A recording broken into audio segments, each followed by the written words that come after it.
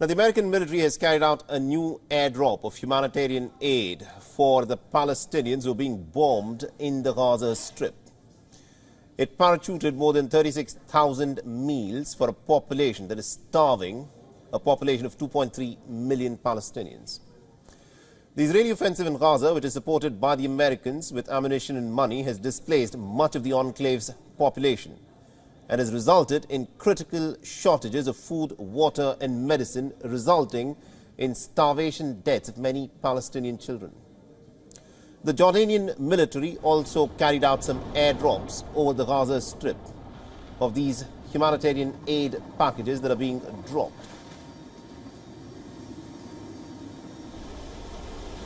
But the airdrop, of course, happened in cooperation with the United States, France and Egypt. Israel, remember, has stopped the import of food, medicine, power and fuel into the Gaza Strip right from the beginning of this war. So for almost 5 months now, the Palestinians in the Gaza Strip have been deprived of food, water, electricity, fuel and other essential supplies.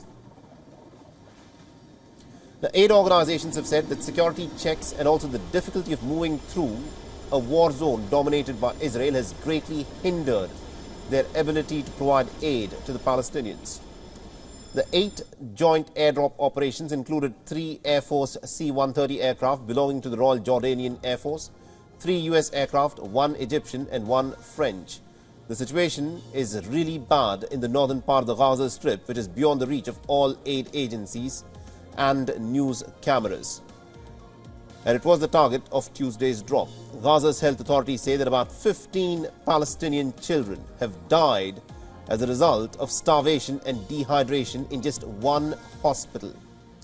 American officials have said that the aid that was dropped by air is an expensive and an insufficient alternative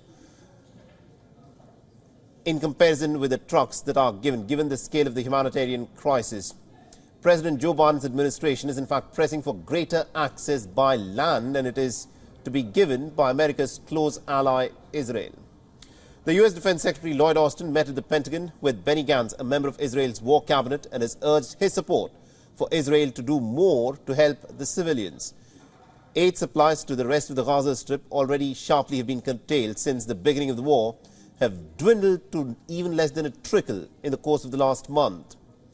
There are large swathes of the territory that are completely cut off from food and access from the media.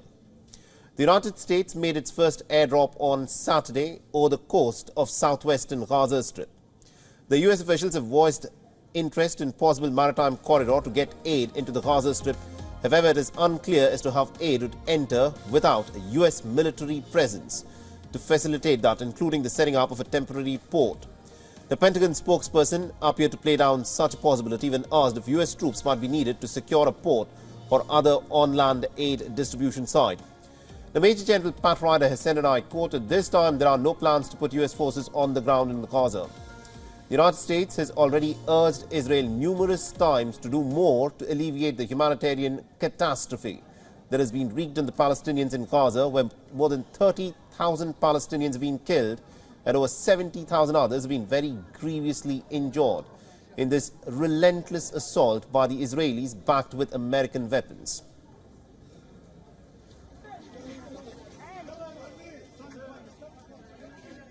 WION is now available in your country. Download the app now and get all the news on the move.